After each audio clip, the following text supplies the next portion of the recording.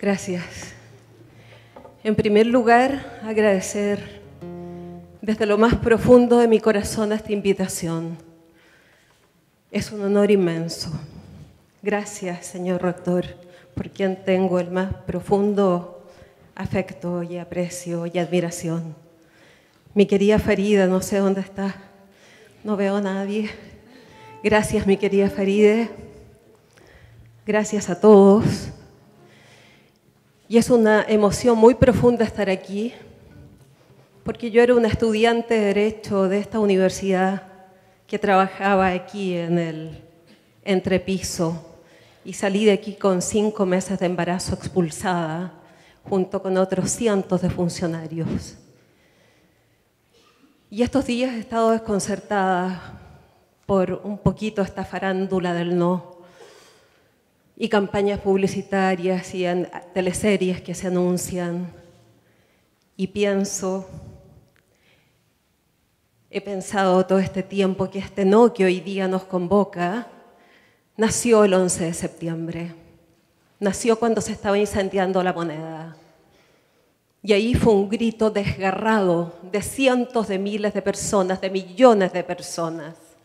Fue un grito que se convirtió en un temporal en las venas, que fue creciendo y un día se desbordó a las calles. Y así llegamos al 5 de octubre del 88.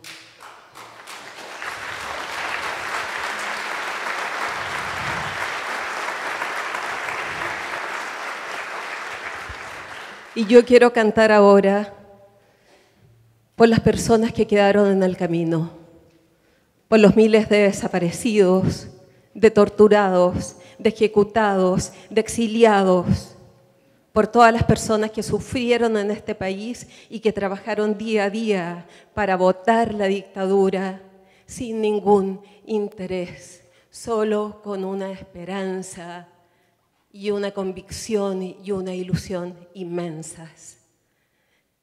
Y quiero cantar por las personas que seguimos esperando los cambios, pero no cualquier cambio. Han pasado muchas cosas, ha habido muchos cambios, pero queremos cambios que vayan en eso que esta universidad me enseñó, que está en nuestra constitución política, esos cambios en aras del bien común, esos cambios en aras de la mayoría de los ciudadanos de este país. Muchas gracias.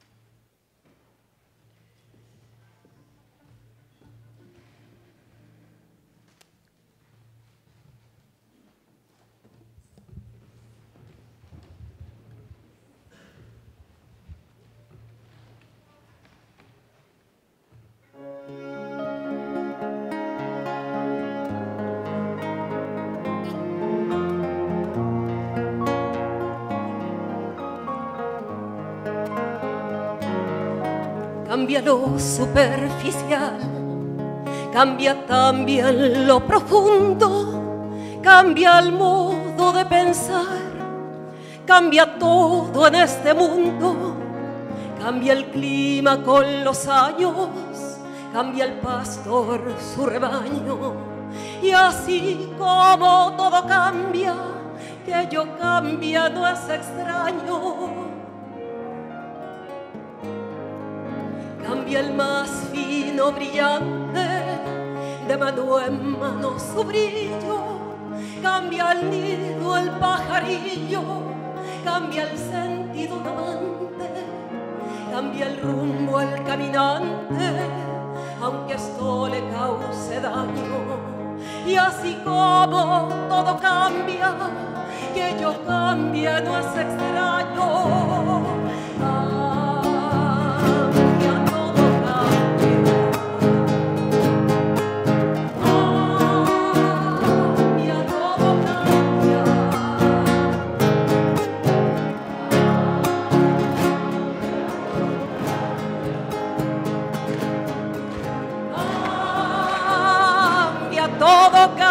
cambiar. Cambia el sol en su carrera cuando la noche subsiste. Canta la planta y se viste de verde la primavera. Cambia el pelaje a la fiera, cambia el cabello al anciano. Y así como todo cambia, que yo cambie no es extraño.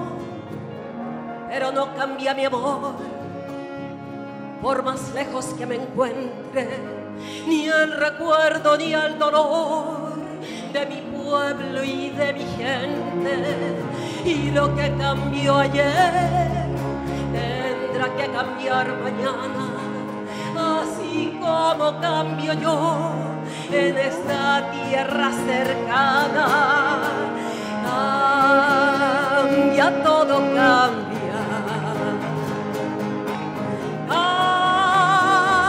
Cambia, todo cambia. Cambia, todo cambia. Cambia, todo cambia. Pero no cambia mi amor, por más lejos que me encuentre, ni el recuerdo ni el dolor de mi pueblo y de mi gente. Y lo que cambió ayer tendrá que cambiar mañana, así como cambio yo en esta tierra cercana. Cambia, todo cambia.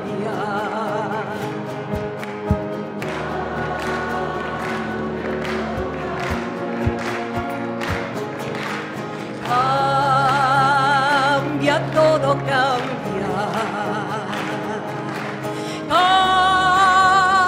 Cambia, todo cambia.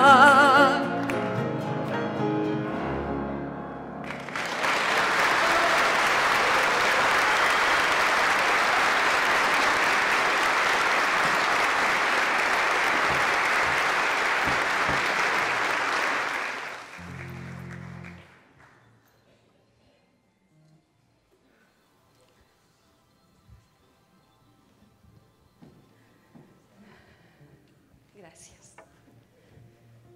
Esta canción no necesita presentación y espero que la cantemos juntos.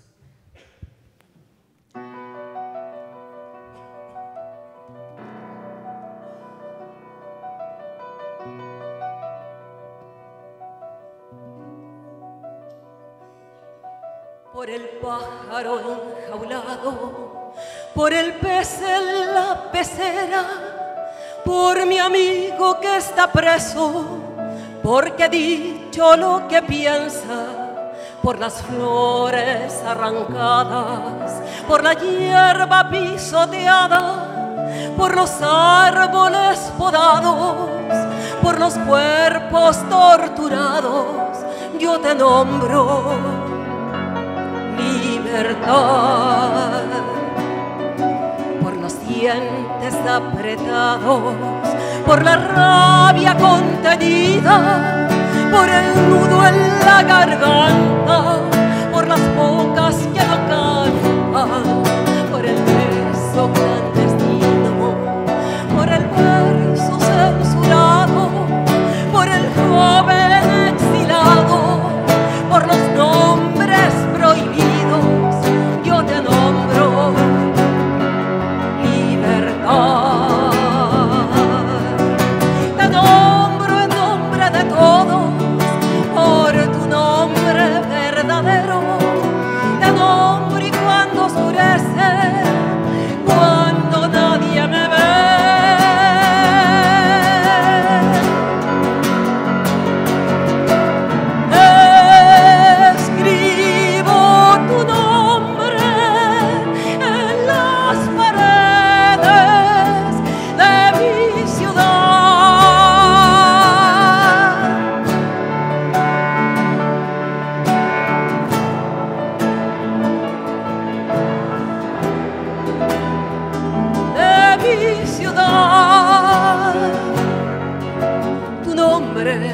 verdadero, tu nombre y otros nombres que no nombro por temor.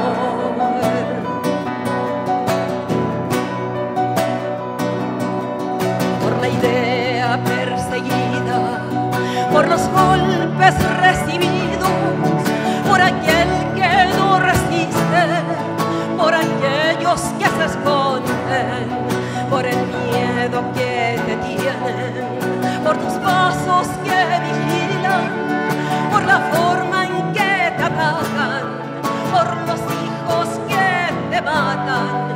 Yo te nombro libertad,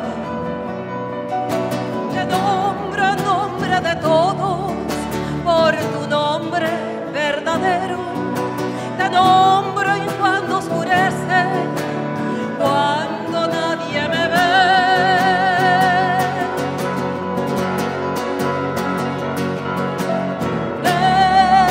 escribo tu nombre en las paredes de mi ciudad,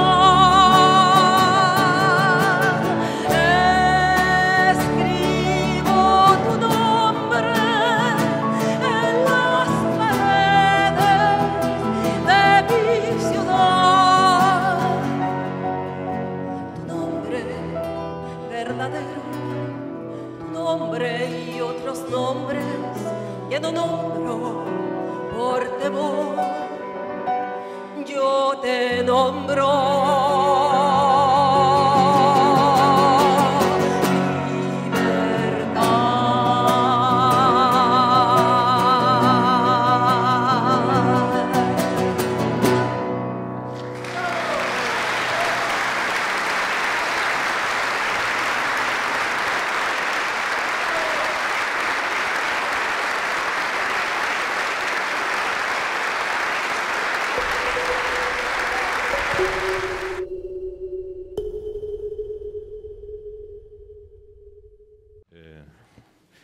Querría darle la bienvenida a todos, es un privilegio enorme, un gran honor para nosotros tener a los integrantes de este panel. Un saludo muy especial a presentes, está Carmen Frey, está la señora Ángela Geri, a Ricardo Lagos y todos los que van a participar en este proyecto. Simplemente hoy día tendremos la oportunidad de reflexionar sobre uno de los hechos más importantes de la historia de Chile reciente y que me gustaría pensar que entre los muchos ejes que hubo que decidir al momento de ir a ese plebiscito, yo querría destacar un eje que es absolutamente esencial para la educación y para las universidades. Y yo creo que en ese momento, entre muchas contradicciones, alternativas, polaridades, creo que hay una que es la que yo quisiera destacar por sobre todas las demás. Y creo que estaba en juego de una manera muy, muy explícita una contradicción entre el egoísmo y la generosidad. Y yo creo que si hay algo que marca ese momento, es que los chilenos decidimos que queremos volver a pensar en común, en considerar que nuestro deber como ciudadanos y como chilenos es construir una patria común. Y no pensarnos cada uno como un individuo que busca su propio bien personal, sin por esto, desde luego, desmerecer la tremenda importancia que tiene que las personas asumamos nuestras responsabilidades ante nuestras vidas, ante nuestra sociedad, pero que había algo muy, muy profundo que se había tratado de quebrar por muchos años y que era esta percepción que pertenecíamos a una patria común. Y esto que implica una generosidad que es consustancial al trabajo de una universidad. No se entiende una universidad si no es a través de esta voluntad de entregarse, de construir por la sociedad. El mero hecho de la docencia ya es un hecho intrínsecamente generoso. Y es por eso que para la universidad esa vida en dictadura era tan incompatible con la esencia misma de su misión. Y es por eso que para la educación pública en general y para la universidad pública en especial, el triunfo no fuera tan significativo. Me alegro infinitamente que tengamos esta oportunidad de conversar, de reflexionar, de intercambiar ideas, y los invito a todos a hacernos parte de este homenaje que, como pocos momentos en nuestra historia, yo tenía hijos chicos, digamos, cada uno de nosotros veía que anticipábamos una sociedad cuya suerte iba a ser totalmente distinta, ganara una u otra opción. Con la profunda emoción de esos días de la campaña del no y del plebiscito, es que hoy día celebramos en esta oportunidad este encuentro, esta conversación y este momento de, valga una palabra tan hermosa y que se usó tanto ahí, este momento de gran alegría. Muchas gracias.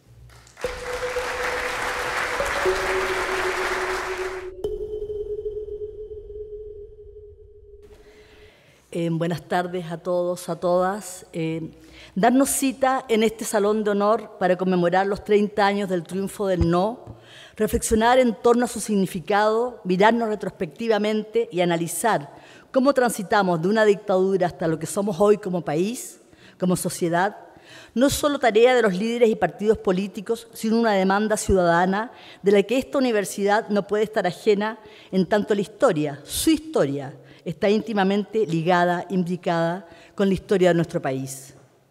La conmemoración de los 30 años del triunfo del no y esta invitación para reflexionar y debatir en torno al Chile de la transición representa un gesto de memoria que también interpela la calidad de nuestra democracia y el compromiso de la ciudadanía hoy en esta construcción.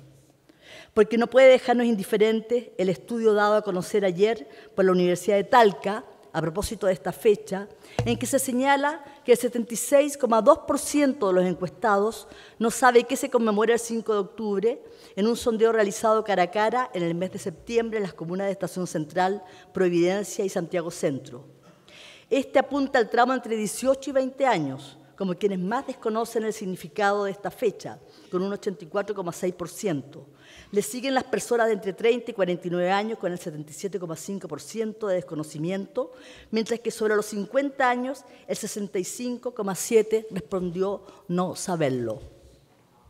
Por eso la importancia de este y otros actos hoy. Por ello la presencia de Isabel Aldunate y su Yo te nombro libertad o su himno de Cambia, todo cambia, la banda sonora de un momento de esperanzas y de miedos, cuando muchos dudábamos si era posible no el triunfo, sino que fuera aceptado y reconocido de parte de quienes eran los dueños absolutos de este país.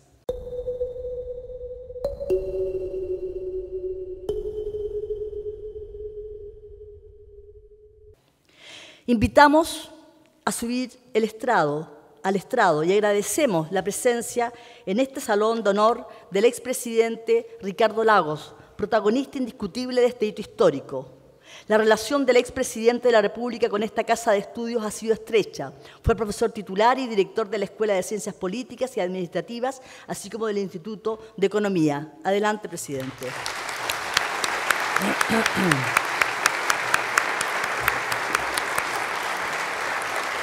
Agradecemos.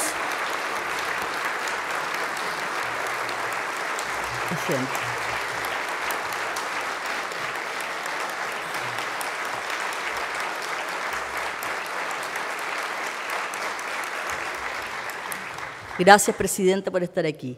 Agradecemos la presencia de la ex senadora Carmen Frey, quien en estos días nos ha recordado las deudas pendientes con nuestra memoria y derechos humanos.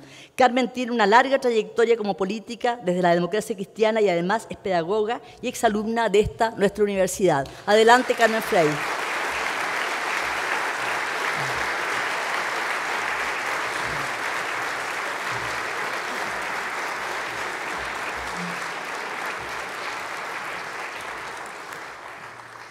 Invitamos al alcalde de Recoleta, Daniel Jadue, un líder social y político que con audacia, sin duda, contribuye a la renovación de la política. Daniel es arquitecto.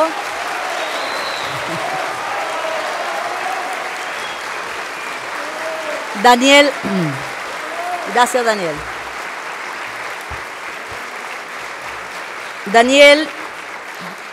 Daniel es arquitecto, especialista en vivienda social y sociólogo de la Universidad de Chile, es militante del Partido Comunista y desde el 2012 se desempeña como alcalde de la Municipalidad de Recoleta.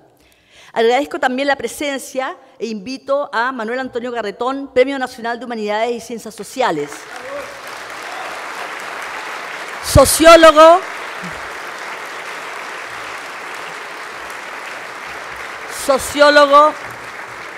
y politólogo chileno de larga y reconocida trayectoria, ha levantado su voz para hablar de la oposición a las dictaduras militares, la transición y el nuevo periodo democrático, los procesos de renovación socialista y la discusión sobre la calidad de la política y los procesos constituyentes y de nueva constitución. Gracias, Manuel Antonio.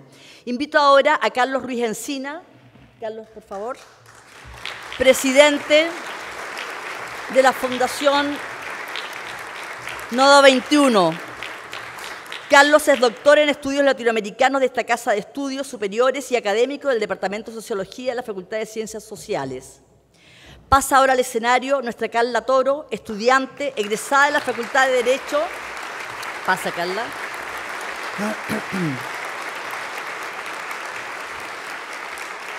Y flamante presidenta de la FECH, quien ha incorporado las demandas feministas que han marcado este año al quehacer de una federación que a lo largo de su historia ha unido las luchas por las libertades y la democratización del país con las agendas propias del movimiento estudiantil. Gracias, Carla. Finalmente, invitamos a que suba nuestro anfitrión, el anfitrión de nuestra jornada, rector Ennio Vivaldi. Gracias, por favor, pase a integrar la mesa.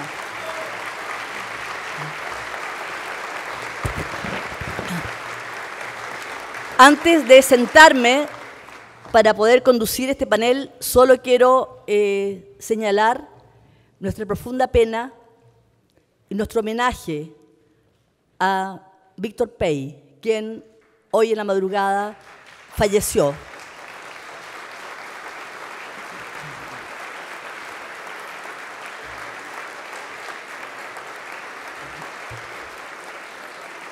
El rector Vivaldi, cuando cumplió 100 años, le entregó la medalla rectoral.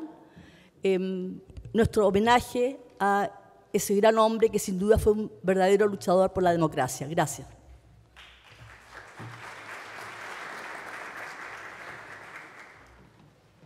Bueno, yo les voy a explicar cuál es el esquema. Gracias por estar aquí. Son 7 panelistas para una reflexión, lo que implica un esfuerzo de síntesis. Les explico el modelo. Cada uno de ustedes tiene 5 minutos para exponer, primero, libremente sobre el tema. Luego abordaremos 3 ámbitos en sendas rondas de intervención de 3 minutos cada uno. Los temas son derechos humanos, modelo económico y el tipo de democracia y la construcción de ciudadanía en este periodo. Finalmente, una ronda de 3 minutos cada uno en la que podrán plantear las expectativas y tareas pendientes para el futuro. Si desean interpelarse, les estoy contando cuál es el contexto, o interactuar entre ustedes, lo hacen en los turnos de sus preguntas y dentro de esos tiempos. Es decir, no hay tiempo extra porque sencillamente no tenemos tiempo. Parte con la exposición desde los mismos lugares, por favor, de 5 minutos, el expresidente y sin duda protagonista de todas estas jornadas, Ricardo Lagos. Presidente, por favor. Quiero en primer lugar agradecer la invitación a esta casa que me acogió hace muchos años atrás. Quiero comenzar señalando que la dictadura es un gran parteaguas en la historia de Chile. Hay un antes y un después en la forma como miramos nuestro país. Esos 16 años marcan un antes y un después de un Chile que emerge desconocido para nosotros, porque al menos mientras estuve en esta universidad, en mi juventud, jamás pensé que viviría una dictadura de esas características en Chile. Dicho esto, como en toda dictadura, el debate de cómo se sale de esa dictadura es un debate clásico. Un debate clásico que teníamos que enfrentar. ¿Conoce usted algún dictador que se ha ido porque perdió un plebiscito? ¿Conoce usted una forma de irse de esa forma? Difícil. Y entonces ese debate estuvo implícito y después explícito entre nosotros los opositores a Pinochet. Y empezar a transitar por un camino que concluye en un 5 de octubre. Uno podría decir que eso comienza el día del golpe de Estado. Y al día del golpe de Estado entonces tiene hacia adelante un camino complejo. Hasta la década del 80, cuando comienza, y la dictadura pretende institucionalizarse con una constitución ilegítima en la forma y en el origen. Sin embargo, el debate que tiene que darse después es muy complejo. Cuando la dictadura quiere intronizarse mediante un plebiscito, y llama a plebiscito porque lo decía la Constitución, viene un momento complejo, duro y difícil. Si sabemos el camino que el dictador va a tener que seguir para entronizarse en el poder, tiene que haber una inscripción, tiene que haber esto, y finalmente un plebiscito. Es posible, después del plebiscito del 78 y del 80, decir, este plebiscito, si hay normas, ¿podemos ganarlo? ¿Y nos podemos preparar para ello? Fue un largo proceso de acumulación de fuerzas políticas, pero más importante, fuerzas sociales, sindicatos, estudiantes, mujeres, qué decir, que estuvieron en primera fila. Y por lo tanto, entonces, esta acumulación permitía decir, si nos organizamos, lo derrotamos. Y lo que hubo fue una organización y lo derrotamos. Ese llamado era difícil, porque había miedo y temor. Me tocó ir a una población en Renca, empezamos a repartir para llamar al no, y algunos no estaban después muy contentos porque pensaban que la inscripción era un error. Es cierto, la inscripción era algo desgarrador para los que creíamos en un sistema democrático porque implicaba aceptar una constitución ilegítima. Pero luego de protestas, luego de paros nacionales, luego de distintas formas de lucha, el 86 estaba claro que la vuelta de la esquina era el 87 y por primera vez estaba claro el camino que seguía el dictador para perpetuarse. Un minuto, presidente. De nosotros dependía organizarnos y, lo más importante, enseñar que se podía perder el miedo. Y recorrimos primero para que se inscribieran. Después, cuando había mucho más difícil inscribirse respaldando un partido político, y los que estábamos excluidos porque la Constitución nos lo prohibía, crear un partido paraguas. Y luego entonces invitar a la ciudadanía a respaldarlos con su firma para decir no. Había que tener mucho coraje para inscribirse en un partido y decir no. Es como me lo dijeron reiteradamente a lo largo de Chile cuando lo recorría, usted, señor, es conocido, pero nosotros no. Aquí en este Villorrio, ¿cuántos se van a atrever? Y había que convencerlos que se podían atrever. Y nuestras reuniones, 12, 15 personas en lugares modestos. Sí, la victoria tiene muchos. Hoy día vuelvo a esos lugares y son 200 o 300 los que se juntaron el primer día conmigo. Ojalá hubiera sido así. Gracias, presidente. Pero en ese momento entonces se avisoraba cuál iba a ser el triunfo. Gracias, presidente. Por favor, Carmen Frey, tus 5 minutos para una mirada global sobre este proceso. Muchas gracias al rector y muy contenta de estar en mi casa de estudio,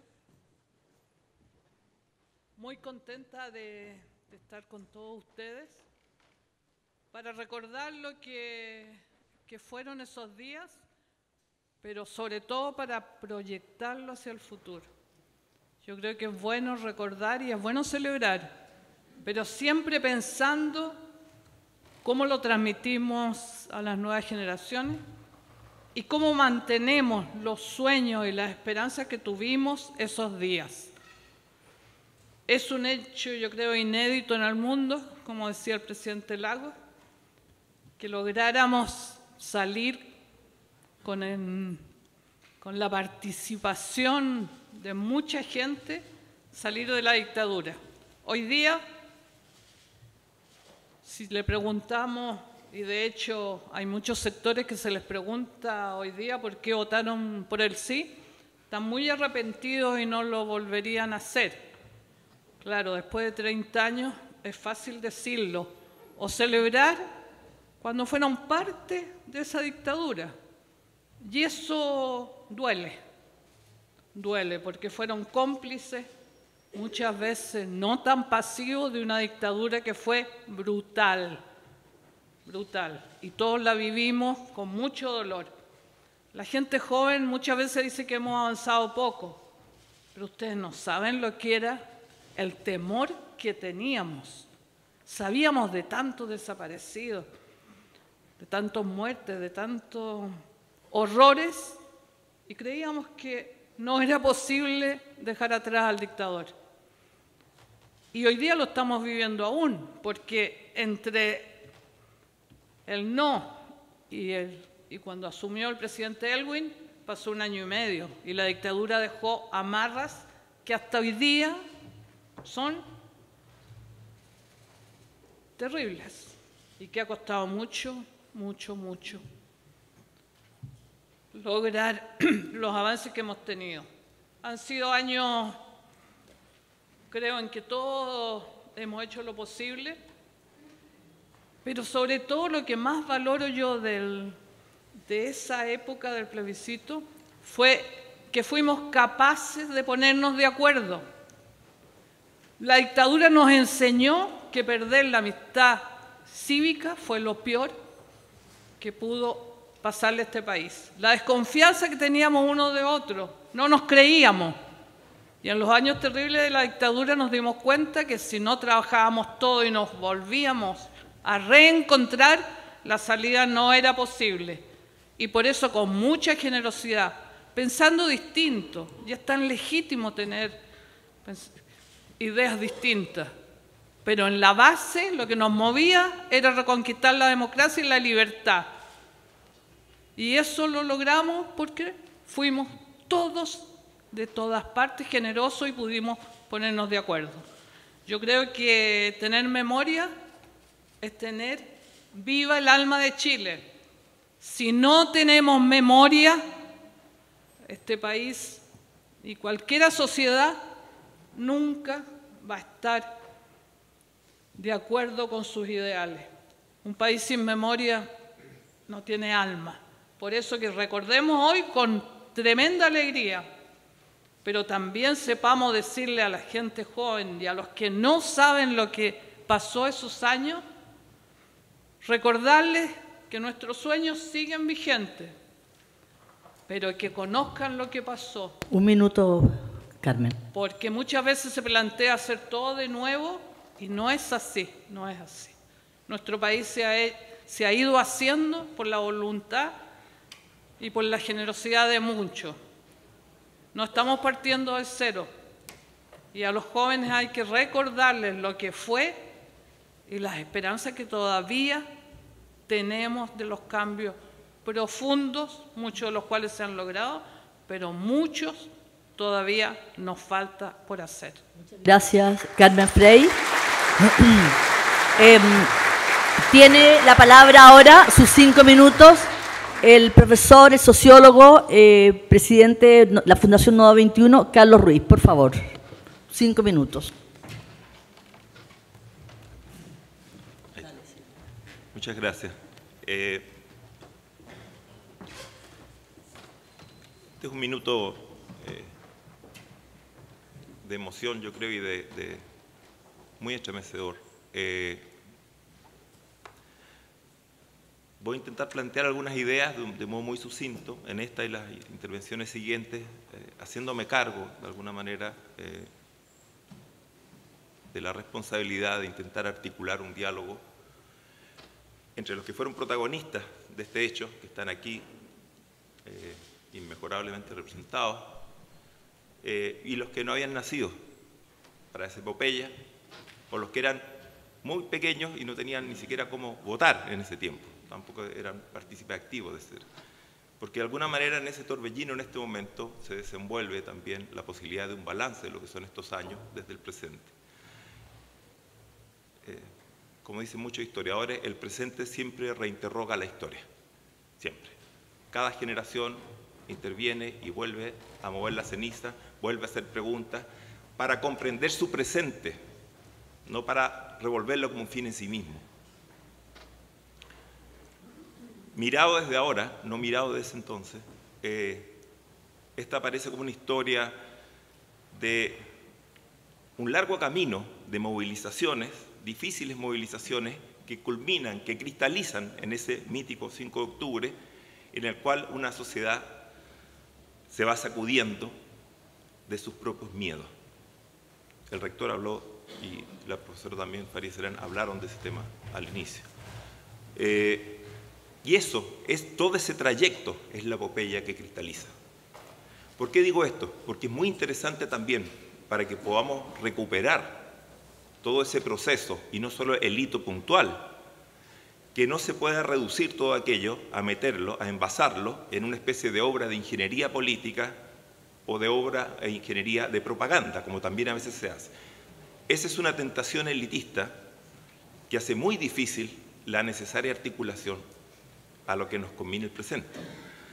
Ahí hay una reminiscencia, me parece, cuando se hace hoy, de pactos más oscuros, más necesarios, menos necesarios. Eso es un debate todavía mucho por abrir, pero que de alguna manera conduce a una utopía elitaria de política sin sociedad. Eso de alguna manera se enquistó también en algunas capas que siguen después en estos años de democracia y instalan un dilema que conduce a un divorcio entre sociedad y política que padecemos actualmente. Que está en el centro del agotamiento de la política que se abre, de los términos de política democrática que se abren en ese momento.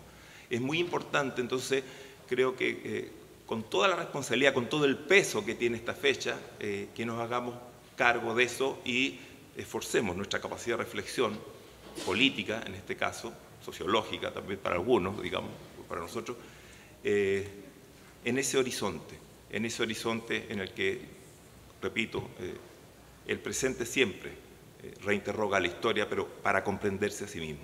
Okay. Gracias, Carlos. Tiene sus 5 minutos ahora para hablar de este proceso y de este periodo. Muy bien. Por favor, Daniel Jadwe. Muchas gracias por la invitación. Feliz de estar en la casa que me acogió por tantos y tantos años. Yo primero quiero partir recordando una de las tantas definiciones de democracia que existen. Se dice que es un sistema de organización social en donde se atribuye la titularidad del poder al conjunto de la ciudadanía. La pregunta que tendríamos que contestar hoy día es si efectivamente la ciudadanía hoy es la que tiene la titularidad del poder. Creo que eso puede iluminar muy bien lo que para mí debe ser la reflexión. ¿Y por qué lo digo? Yo soy un apasionado del tema de la gestión de calidad. Y la calidad se define como un conjunto de atributos que le permiten al que consume o al destinatario de la política, ¿no?, evaluar como mejor, igual o peor que otro de su misma especie, ¿no?, un determinado producto, bien o servicio. Entonces, cuando uno toma conocimiento de que a 30 años del no, el destinatario de este servicio, que es la democracia, ¿no?, de esta, entre comillas, prestación desde el Estado, se ha desafectado de la política, ha dejado de participar, ¿no?, y ha dicho que todas las promesas que se le hicieron están todavía al debe, y hemos llegado a porcentajes de participación que son vergonzosos. No podemos estar contentos. Y esto no significa que alguien ponga en duda el valor del 5 de octubre ni el valor de todos los cambios que hemos logrado hacer. Pero cuidado con reducir el valor del 5 de octubre al hacer desaparecer del asiento de la presidencia un rostro o un nombre. No. Yo he traído un documento que para mí tiene una validez notable. Este es el programa de la Concertación de Partidos por la Democracia que se le presentó a nuestra sociedad y que fue parte de lo que movilizó y de lo que convenció a muchos de que teníamos que participar. Este programa está inconcluso, pero mucho peor que eso. Este programa, uno tendría que decirlo si fue una puesta en escena o si efectivamente fue un compromiso, que esto es parte de la discusión que hay que tener. ¿Y por qué lo digo? Y lo digo, miren, con todo el respeto y con toda la admiración que siento por muchos de los que fueron protagonistas de esto. Porque hay cosas que no se han discutido en nuestro país. Como por ejemplo, que el ladrillo, que fue un conjunto de recomendaciones económicas hechas antes de la dictadura, por un conjunto de economistas, muchos de ellos incluso de partidos que después conformaron la Concertación, y hecho por economistas que participaron y tuvieron cargos y responsabilidades políticas en los gobiernos de la Concertación. Luego del golpe fueron a entregárselo al dictador. Y ese documento económico venía de la Escuela de Chicago. Y ese documento económico que inspiró, entre comillas, los cambios económicos del modelo que desarrolló la dictadura, fueron hechos por economistas que después, en tiempos de la Concertación, efectivamente tuvieron un rol, y un rol importante. Algunos llegaron a ser presidentes de Codelco. Un minuto, Daniel. ¿No? Entonces yo quiero plantear que efectivamente aquí no es discutir un nombre. Lo que tenemos que discutir es si efectivamente lo que comprometimos a la ciudadanía, que es la que tiene la titularidad del poder, se ha cumplido o no. Y yo creo que esa respuesta mayoritariamente la da la salud que hoy día tiene nuestra democracia. Muchas gracias. Gracias, Daniel Jaude.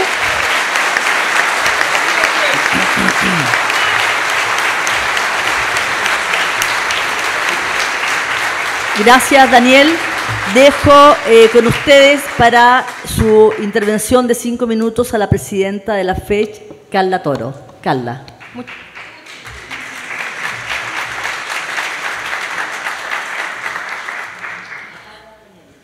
Muchas gracias, Farideh.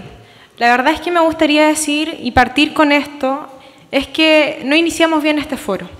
El día de ayer falleció el compañero Mecha Castro, muriendo en circunstancias bien extrañas, y hace 2 años atrás falleció la compañera dirigente Macarena Valdés, ambos fallecidos en democracia, luchando por los resultados de los 30 años de transición en nuestro país. Y es a raíz de eso en donde a mí me parece imposible pensar sobre la transición sin evaluar los distintos resultados que ésta tuvo. Lo que tenemos a 30 años es una extrema privatización de nuestros derechos. Tenemos además una evidencia notable de cómo los quienes hemos sido testigos y parte de las movilizaciones sociales hemos dicho que esta vuelta a la democracia no ha significado más derechos. Y es ahí en donde dicha privatización de todos nuestros derechos ha generado también una enorme precarización de la vida. Recordemos, por ejemplo, la consigna de la movilización del 8 de marzo en contra de la precarización de la vida. En efecto, hoy no estamos frente a una crisis del neoliberalismo, sino que por el contrario, estamos ante una crisis del proyecto que estaba llamado a derrotar el neoliberalismo, a superarlo. Y acá me refiero principalmente a la crisis política que está viviendo la centroizquierda en nuestro país. No es casualidad también que los partidos que hoy están en esta situación son los partidos de la Concertación. Ahora bien, ¿a qué me refiero cuando afirmo que la centroizquierda está en crisis? También digámoslo. Es necesario situar también algunos hitos de los cuales se ha demostrado este agotamiento. Podemos partir con la Revolución Pingüina, año 2006, en donde se mostraron principalmente algunos síntomas de agotamiento de la Concertación. Esto posteriormente se confirma en el año 2009 con la llegada de la derecha al poder, quedando la Concertación offside de esa discusión. Y esto un poco más allá, podemos ver que no existía un proyecto político convocante el año 2009 a toda la ciudadanía que lograra enfrentar también lo que estaba presentando en su momento la derecha. Luego, el año 2011, vemos una reafirmación de una crisis democrática en la misma sociedad. Incluso, podría ir un poquito más allá. Es imposible decir solamente que las movilizaciones se dieron en un contexto en que la derecha, por ejemplo, estaba en el poder. Eso también es ponerse ante ojera de lo que estaba ocurriendo en aquel momento. Millones se movilizaron porque la política de la transición no dio el ancho ante las demandas sociales y se tradujo en endeudamiento, precarización laboral, ausencia de derechos sociales, en donde el mercado es el regidor de todos los planos de nuestras vidas. Y este año no fue la excepción. Llenamos las calles miles de mujeres exigiendo principalmente terminar con la precarización de la vida. Y esta precarización de la vida se da por las distintas políticas que se impulsaron también en la transición. Recordemos a la compañera Julieta Kirwood, quien decía democracia en la cama y democracia también en la casa. Es así en donde nacieron las disputas también en los años 80, en donde principalmente la demanda era una democracia radical también de cómo se estaba entendiendo la mujer en la política. Y es así en donde eso también permitió, por ejemplo, la ganada del no en aquel momento. Sin embargo, la respuesta de la transición fue reducir esa democracia radical que se impulsaron nuestras compañeras en aquellos años en más oficinas, en más ministerios, en más secretarías de la mujer. Un minuto, y eso Carla. No significó principalmente democracia real para nosotras insertas no solamente en la política. Todo se redujo a mayor oportunidades para las mujeres y solamente para las mujeres, quitándole el carácter estructural que tiene nuestra demanda en el feminismo. Y todo lo anterior es porque los márgenes de la transición son sumamente estrechos, teniendo relevancia algunos intereses sociales por sobre otros. Así las cosas, el proceso de la transición generó una democracia que solamente llegaba a las instituciones y no a la sociedad. Además de ello, vemos que más allá de una transición a la democracia, y esto lo quiero decir para que también lo demos en el debate, ¿fue una transición a la democracia o fue más bien una transición al neoliberalismo? Yo creo que es en ese sentido en donde mercado y democracia no pueden convivir juntos y eso es lo que creemos. Muchas gracias, Farideh.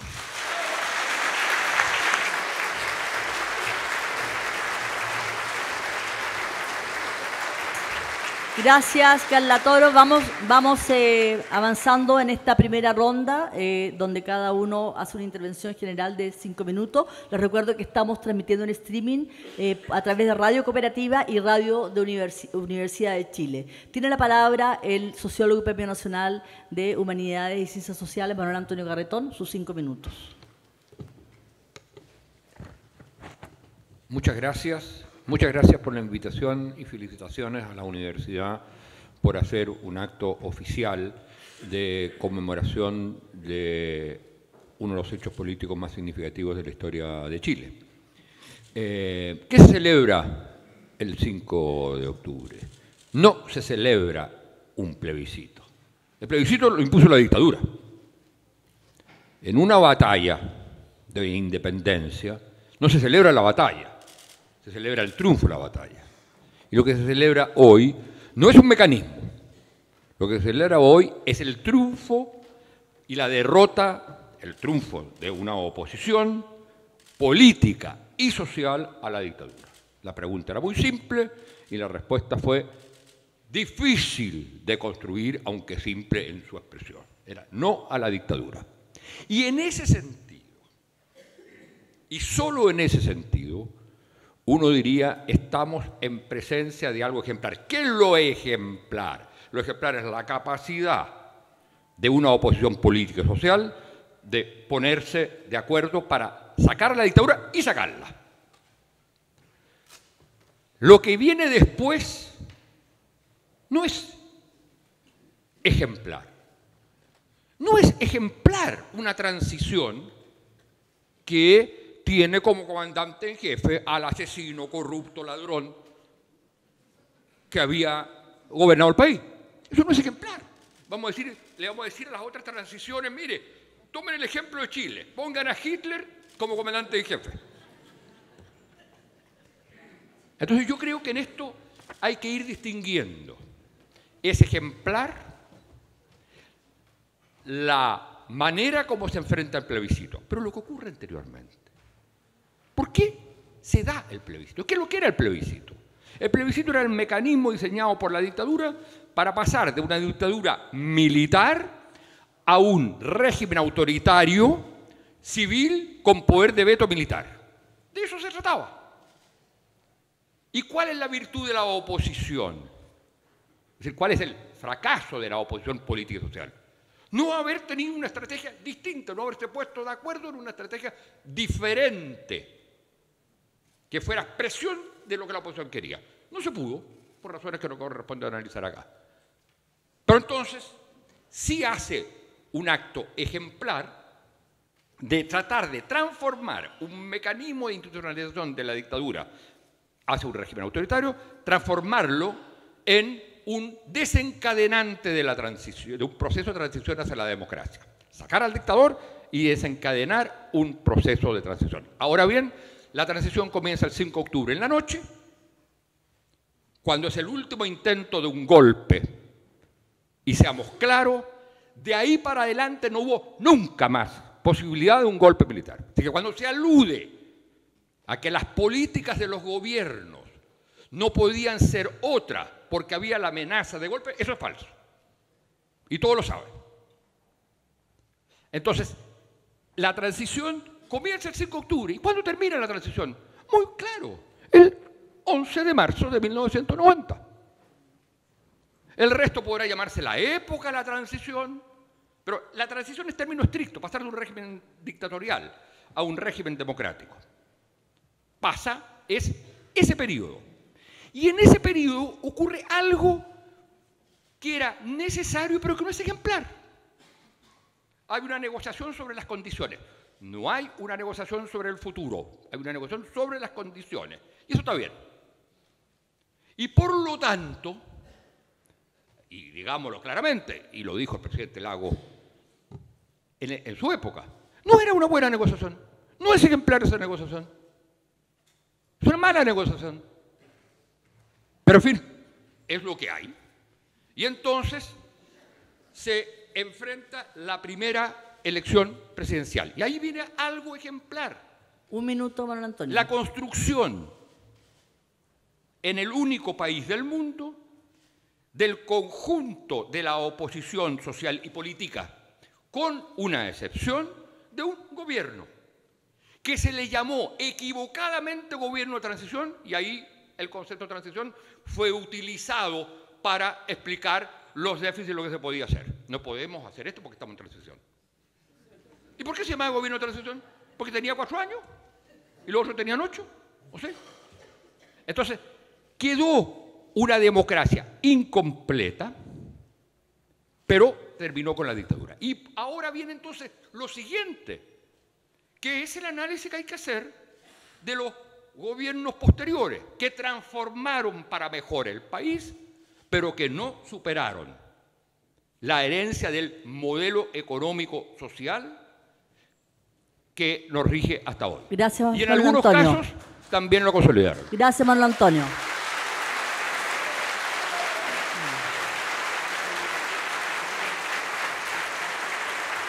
Gracias, Manuel Antonio. Para finalizar esta primera ronda, interesante, la transición termina el 11 de marzo, buena tesis, interesante. Para finalizar esta primera ronda, 5 minutos libre, el rector Eñe Vivaldi tiene la palabra.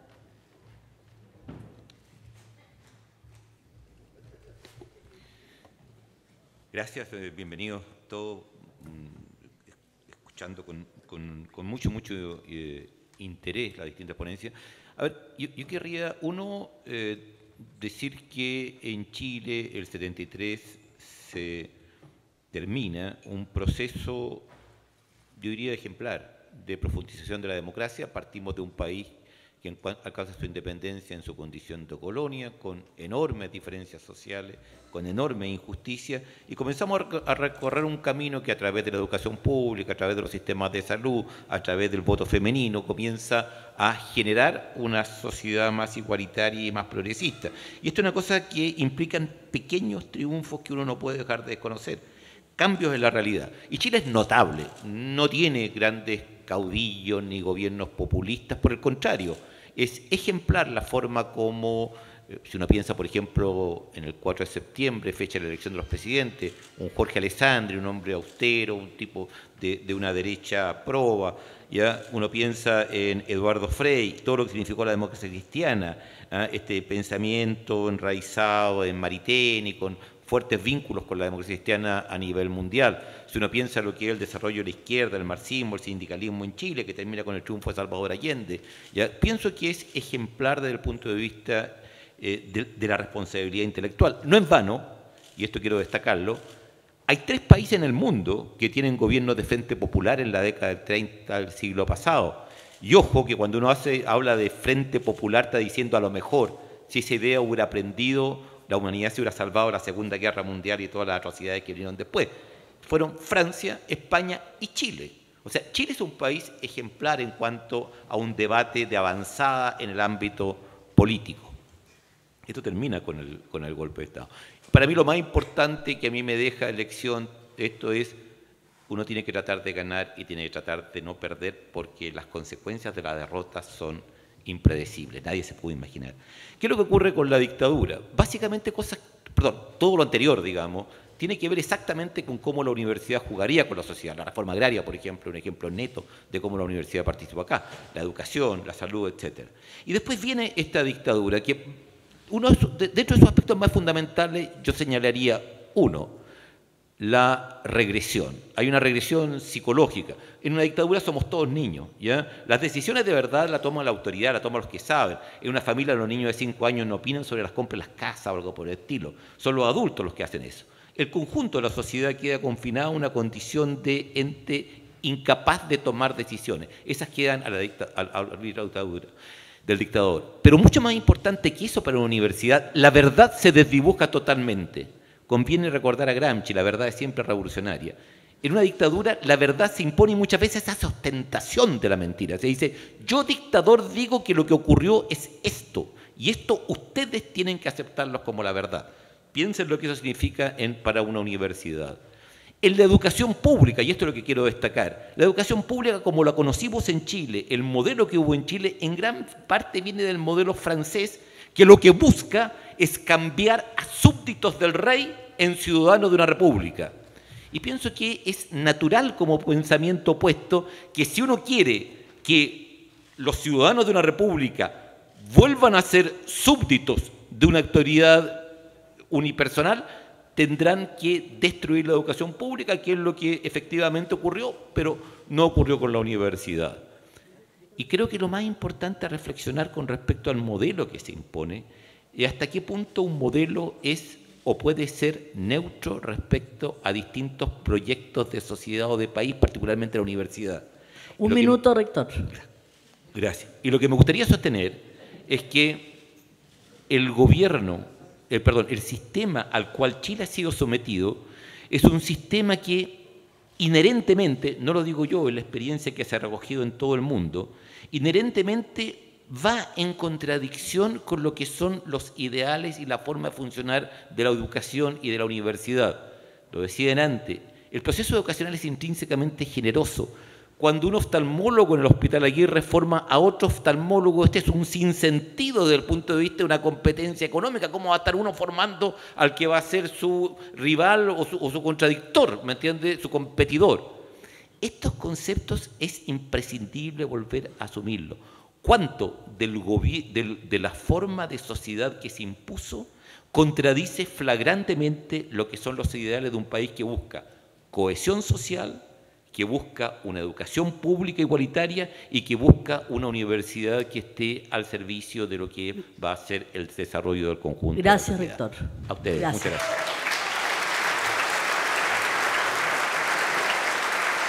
Bueno, gracias, rector, finalizada esta primera vuelta, donde cada uno de ustedes tuvo 5 minutos para hacer un planteamiento general, pasamos a ya tuvieron los 5 minutos, ahora van a tener 3 minutos cada uno con 3 preguntas que más bien son temas y que ustedes pueden abordar desde distintos puntos de vista. Si ustedes entre medio quieren incorporar algún elemento distinto a la pregunta, pueden hacerlo, pero ceñidos a su tiempo, no más que eso.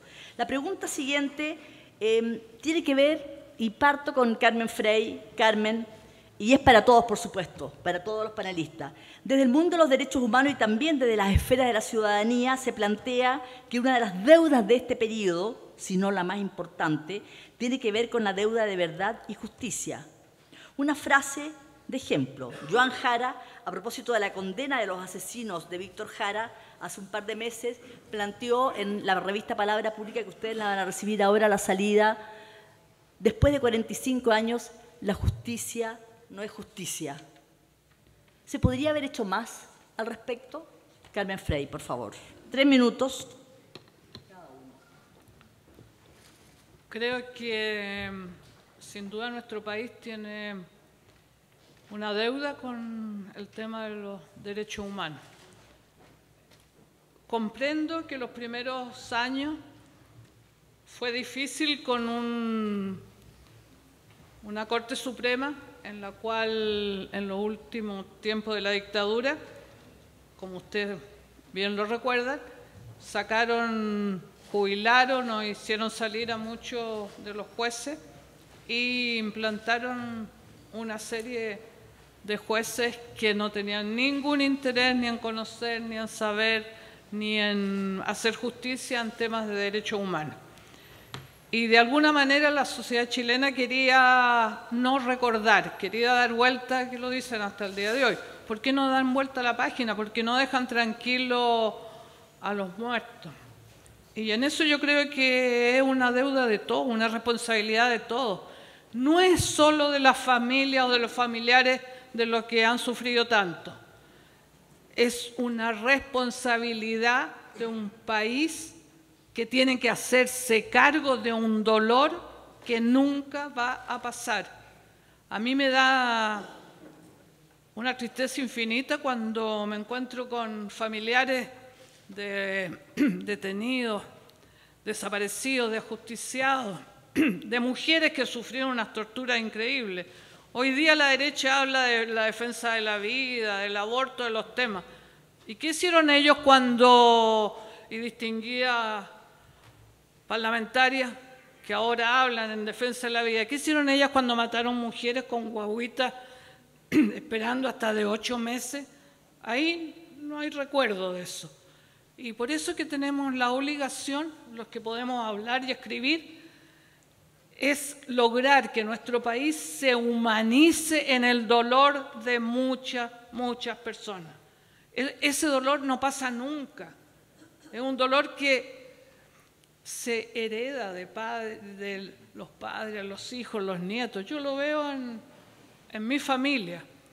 Y desgraciadamente tengo que reconocer, cuando yo planteé estos temas sobre mi padre, muchos dijeron que estaba media loquita, otros dijeron hay que dejar a los muertos tranquilos, y fue una lucha muy solitaria y muy abandonada de todos los niveles, porque, claro, los dolores cuesta recordarlos, pero, como les digo, es nuestra obligación y es nuestra esperanza, porque muchas veces los pactos institucionales todavía siguen. Todos sabemos que el ejército oculta hasta el día de hoy. Todos sabemos que la Universidad Católica ocultó hasta el día de hoy. Y eso, ¿cómo nos unimos como sociedad para dar respuesta? Nosotros, este país necesita justicia y verdad. Y no olvidemos que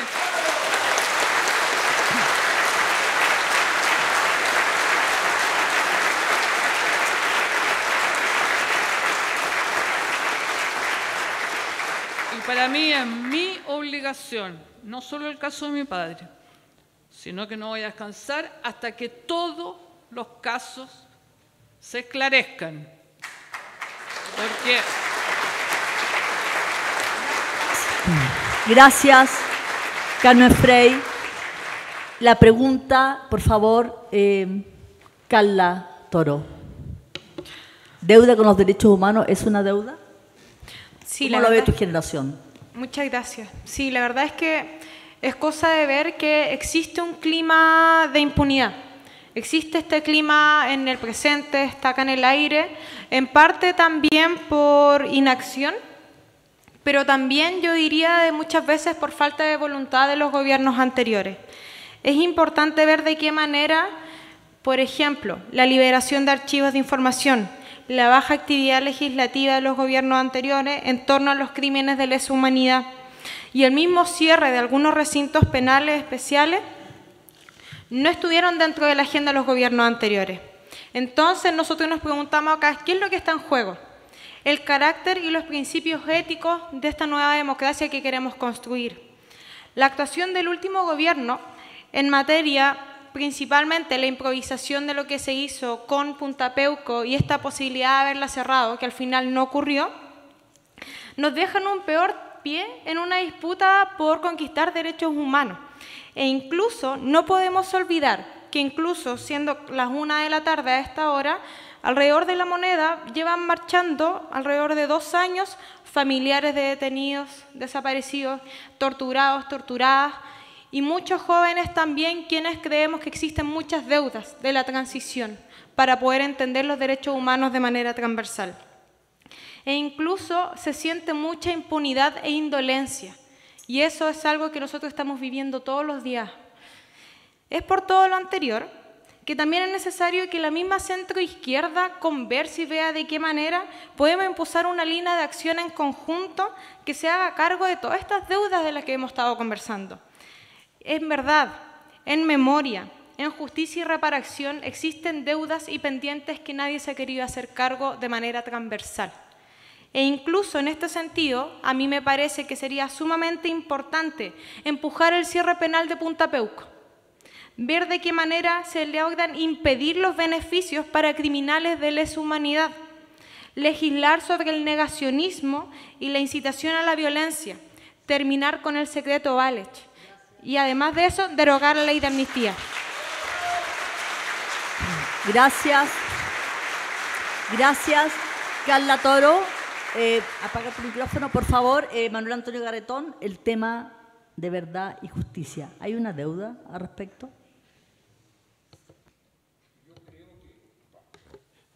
Yo creo que en esta materia es innegable que han habido avances muy importantes.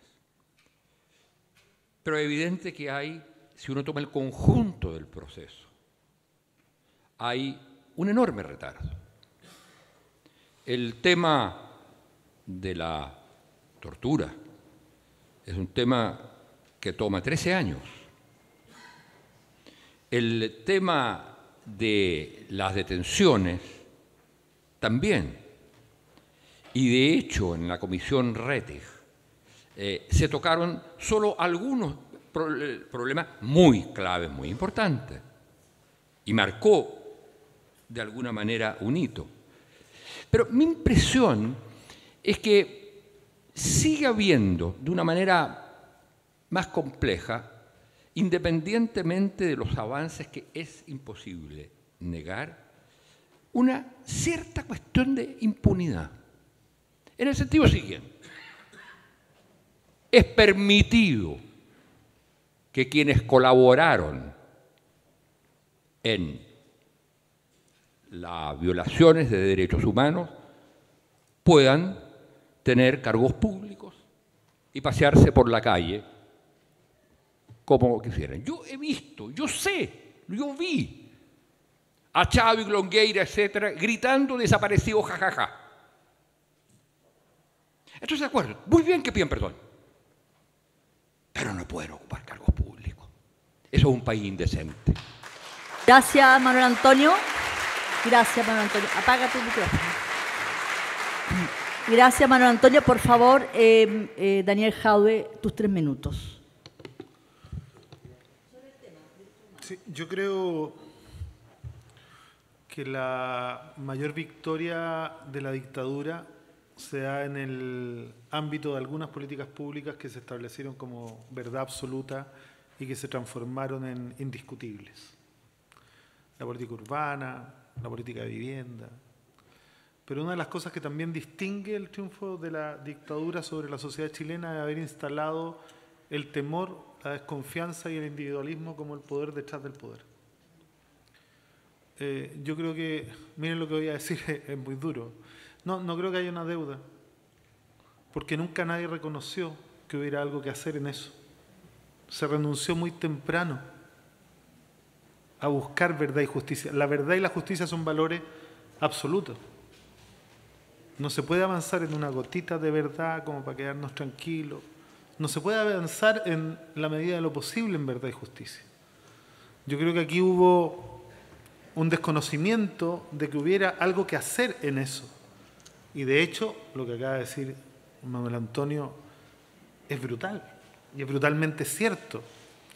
Porque en esa negociación de la cual se habló, estuvo la impunidad y la tranquilidad para los cómplices pasivos, para los cómplices activos, para los militares más. Ascendimos a militares que engañaron, que ocultaron, que obstruyeron la justicia y fueron avalados con nota 7 durante años.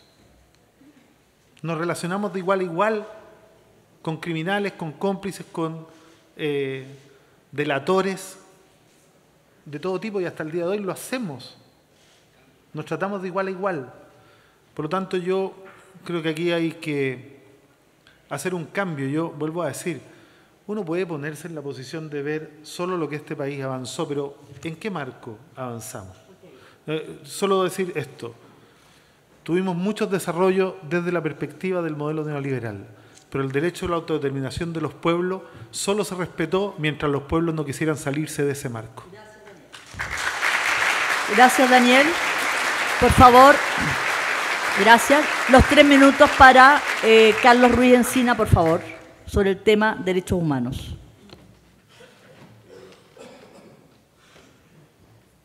A ver. Sí.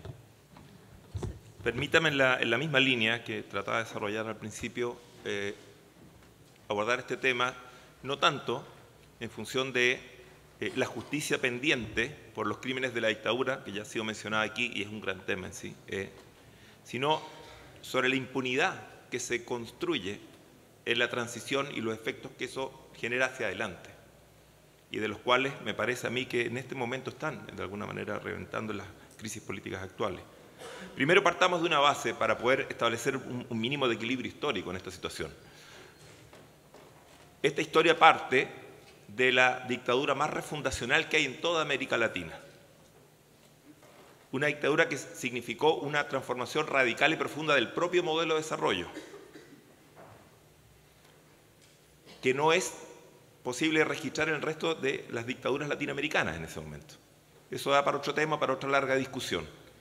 Pero es sobre esa transformación radical del conjunto de la sociedad y del panorama social que nos enfrentamos a la tarea de una transición.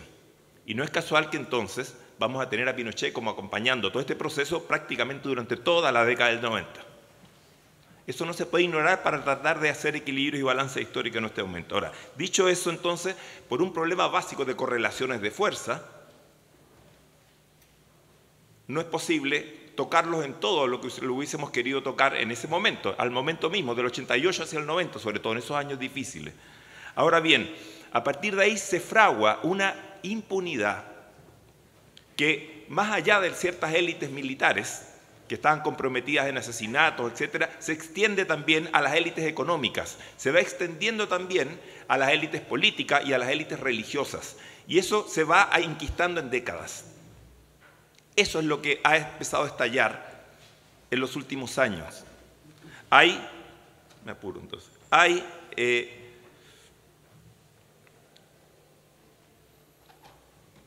un clamor muy fuerte a lo ancho y largo de la sociedad sobre una condición prácticamente neoligárquica de la élite chilena, que ha empezado a cuestionarse en muchos planos, culturales, políticos, económicos, colusiones, etcétera, cuántas cuestiones, de una élite que es intocable y que eso de alguna manera se transformó en una de las consecuencias, de los efectos de esa impunidad, de esa opacidad de la política, de esa opacidad de la justicia. Ese es un tema a recuperar en los proyectos políticos actuales, los dilemas políticos de hoy. Gracias, Carlos Ruiz. Gracias. Con tus 3 minutos, presidente Lagos, sus 3 minutos en torno al tema de derechos humanos, por favor. Lo que se ha ocurrido en materia de derechos humanos creo que es muy simple y muy claro. Yo me gustaría que, coincido con su punto de vista, las características de la dictadura chilena. ¿Cuántos países latinoamericanos tienen informe Vález? ¿Cuántos países latinoamericanos tienen jefes de la DIA en la cárcel? ¿Cuántos países latinoamericanos tienen la mitad, la cuarta parte de lo que se ha hecho en Chile? ¿Que falta mucho en Verdad y Justicia? Estoy con Carmen Frey, por supuesto. Pero calma. ¿Cuántos países me dice? ¿En cuántos países usted conoce lo que ha ocurrido acá? Segundo, tema central. Y ese sí que es grave, porque es el desafío para la generación de hoy. La diferencia que hay 30 años atrás, había un engranaje de la ciudadanía con los que estábamos a la cabeza para el no absoluto y confianza completa. Hoy día no hay confianza de la ciudadanía en las élites políticas, empresariales, lo que usted dice de la iglesia y todo lo demás. Esa es la tarea de la generación del presente. Y me parece espléndido la referencia que se hace, cómo ha venido disminuyendo. ¿Qué es lo que ha ocurrido entonces con las dirigencias políticas que no están a la altura para abordar los temas para que la ciudadanía se encauce nuevamente? El tema más grave que tenemos es la desconfianza que hay entre una ciudadanía y la clase dirigente. Y a esto es lo que tenemos que abordar a partir de ahora.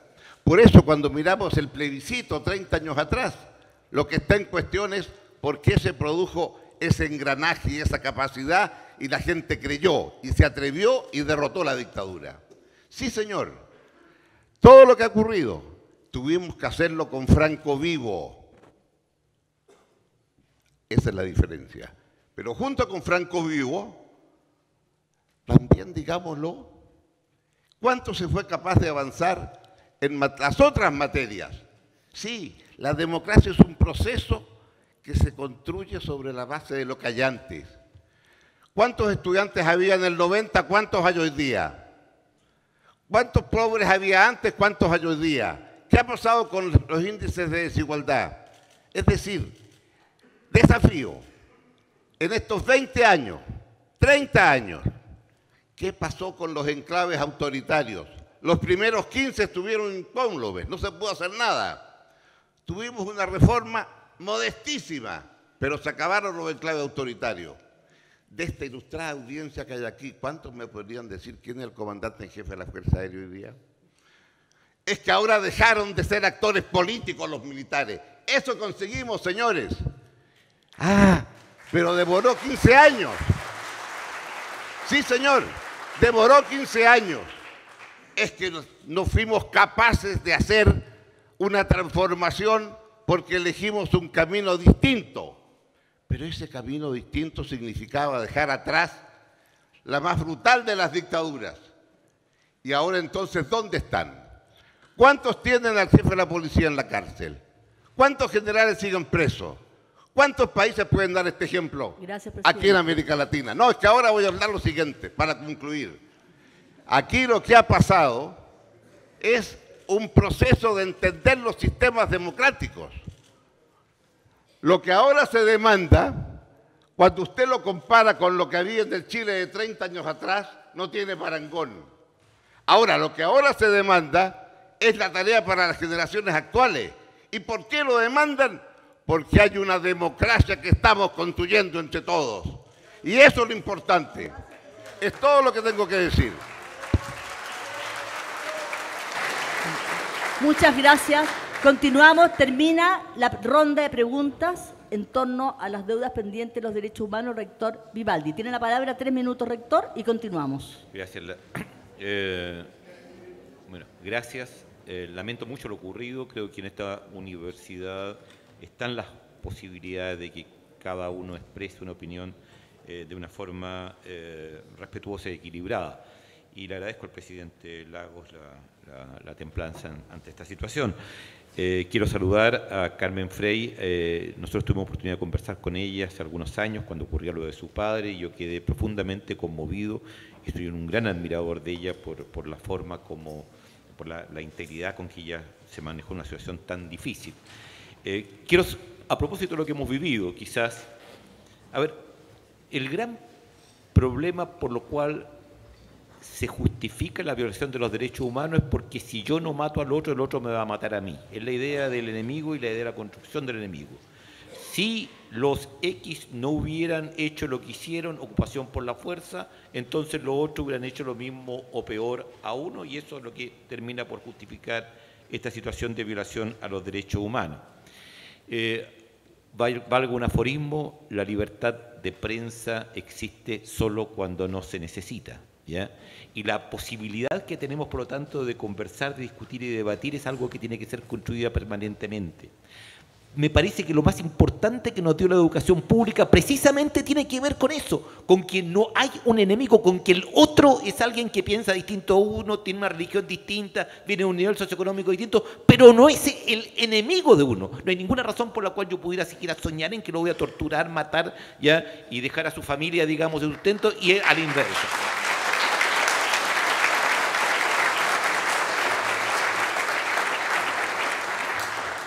Por lo tanto, hubo pocas decisiones más profundamente políticas que cuando se decidió destruir la educación pública en Chile.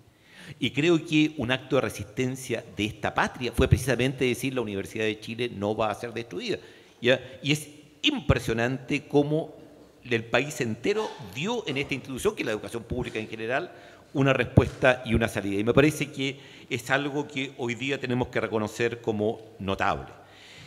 Pienso que, y termino con esto, ¿ya? Si queremos mirar al futuro, a mí me encantaría decirle a ustedes, mire, si tenemos mucha educación y muy buena educación, estamos a salvo de dictadura. Eso es mentira. Países con extraordinario desarrollo intelectual, de inteligencia notable, de cultura notable, fueron a dictaduras impensables, inimaginables. La educación sí es una condición necesaria. Sin educación pública, sin conocernos a nosotros, sin tener esta imagen del otro, sin ser capaz de empatizar con lo que le ocurre al otro, no vamos a poder nunca estar a salvo de la amenaza de la dictadura. Pero no basta con eso. Necesitamos construir una sociedad en la cual definitivamente entendamos un factor que fue lo que principalmente trataron de quebrar: cohesión nacional, que constituimos un país y que lo que le pasa al otro me importa a mí.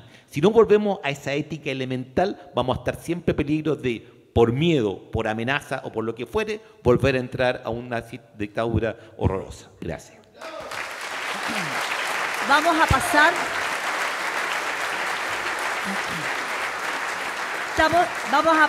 gracias, rector, vamos a pasar a una última pregunta y luego cada uno de ustedes, luego que termine la ronda de la última pregunta, cada uno de ustedes va a tener 3 minutos para cerrar, incorporando, por supuesto, las dimensiones que se han planteado en esta mesa, ¿no? La pregunta tiene que ver con el modelo. Primero como percepción y luego como certeza, para amplios sectores de este país, la concertación primero y luego la nueva mayoría no ha hecho otra cosa que administrar el modelo neoliberal heredado de la dictadura. A ello se suma lo que la periodista María Monkever, que está aquí con nosotros, tituló en su libro de investigación El saqueo de los grupos económicos al Estado chileno. ¿Comparten esa apreciación? ¿Era posible otro esquema? Por favor, Manuel Antonio Garretón, partes tú. El tema del modelo económico. Vamos a hablar de eso y luego cada uno cierra.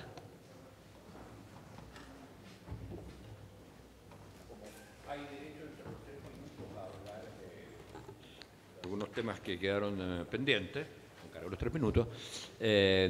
Señalo lo siguiente.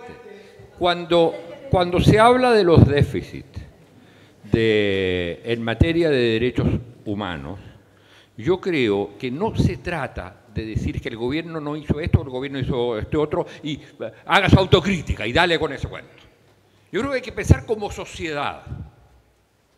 Los gobiernos hicieron muchas cosas, de acuerdo, pero díganme, hay otros países en los cuales los que provocaron las violaciones de derechos humanos murieron en la cárcel.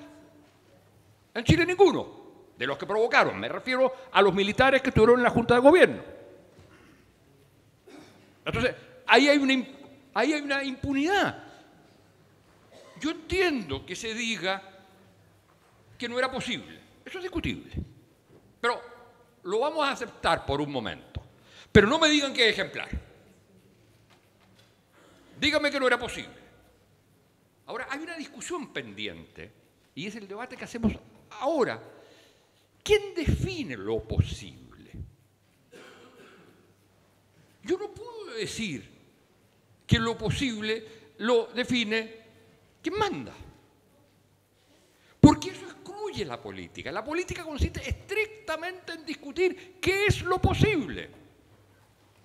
Y sobre la base de eso, yo diría que en materia del modelo socioeconómico era posible hacer mucho más cosas. No era necesario consagrar el fútbol. No era necesario. Y Benítez lo explica por qué lo hace. Explica, da una razón, no lo niega. No niega porque no se toca, para terminar la idea, no niega porque no se toca las privatizaciones. Pero está equivocado. Es una mala explicación. Y si me dicen que esa es la única, entonces no hay política. Gracias, Carmen Frey. Gracias, Manuel Antonio. Carmen Frey, por supuesto, ustedes pueden incorporar otros elementos. Manuel Antonio, apaga tu micrófono, por favor. Pueden incorporar otros elementos a la pregunta que es sobre el modelo económico. Pueden intervenir, pero luego vamos en la última ronda para, cuando terminemos esta, para terminar. Carmen Frey, por favor, tus 3 minutos. Creo que si miramos hacia atrás,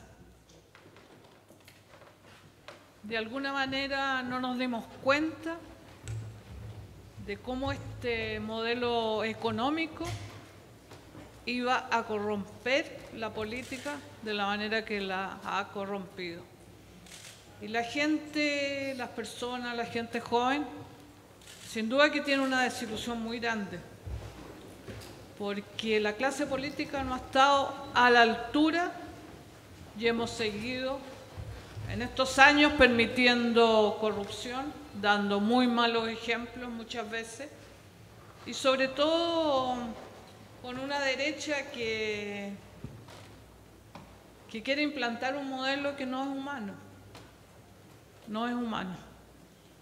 No es posible la desigualdad que tiene nuestro país todavía, a pesar de grandes esfuerzos, pero no es posible. Y en eso yo siento que sí, hemos hecho lo posible, pero no lo imposible. Y lo imposible era lo que había que hacer. Tal vez. Gracias, Carmen Frey. El presidente Ricardo Lagos tiene un compromiso y entonces la idea es que pueda él hablar, referirse al tema y luego cerrar con unos minutos para poder cerrar y retirarse porque tiene un compromiso. Me dice que lo están esperando y la verdad es que le agradezco su presencia. Nosotros vamos a continuar una vez que se retire el presidente cuando termine de hablar. Tiene la palabra presidente Lagos. El tema económico yo creo que es indispensable conectarlo con los cambios que se han producido en el mundo, el fenómeno de la globalización y cómo esta globalización tiene al interior de cada país ganadores y perdedores. Y por lo tanto, buena parte de las políticas económicas tienen que dar cuenta de esta realidad. Una realidad que me tocó, rector, plantearla en la Universidad de Bolonia, donde usted estuvo recién, en donde lo que ocurre es que en los países ricos los sectores medios van para abajo y el sueño americano se acabó. En los países pobres, los sectores emergentes, los que han dejado atrás la pobreza, como es el caso de Chile, estas clases medias están demandando mucho más y sienten que no las están escuchando. Son dos situaciones, los que vienen hacia abajo y los que van subiendo y no pueden continuar. Las políticas económicas tienen que ser absolutamente distintas, porque tenemos ahora un cuadro económico que no tiene que ver con el siglo XX, que es el de la industrialización y demás cosas. Entre inteligencias artificiales, entre robótica, entre inteligencia entre esa. Lo que estamos teniendo a la larga es una disminución de los puestos de trabajo conocidos. Y por lo tanto, enfrentar esto que es producto de la globalización implica entonces un cambio absolutamente distinto si queremos enfrentarlo bien. Última reflexión. Creo yo que este tipo de foros debiera ser capaces de poder tener algún término de cuáles ideas, cuáles van a ser los supuestos con los cuales partimos. Porque creo que ahora tenemos un cambio en el mundo digital, de la informática, que también van a surgir nuevas instituciones políticas. La ciudadanía exige ser escuchada, como dije antes, pero más importante, desde el punto de vista económico y social, las respuestas van a ser muy distintas de las que conocimos en el siglo XX. Y a ratos nos quedamos atrás en el siglo XX y somos incapaces de visualizar lo que tenemos hacia adelante. Ese sería un tema fascinante para poderlo discutir con más calma en esta universidad. Muchas gracias. Excúsenme, he tenido un compromiso a las 1:30. Me habían dicho que esto terminaba un poquito antes y me tengo que retirar. Gracias, presidente, por estar aquí.